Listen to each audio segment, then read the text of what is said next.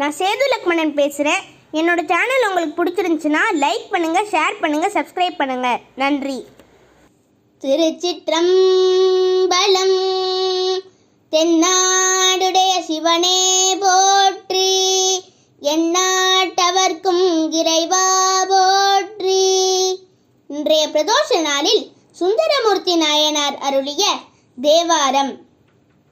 மேலை விதியே வினையின் பயனே விரவார் புறமூன்றெறி செய்தாய், காலை எழுந்து தொழுவார் தங்கள் கவலை கலைவாய் கரை கண்டா, மாலை மதியே மலை மேல் மருந்தே மரவே நதியே வயல் சூழ்ந்த ஆலை கழனி வரண கச்சோர் ஆல கோவில் அம்மானே, ஆல கோவில் அம்மானே, ஆல கோவில் அம்மானே.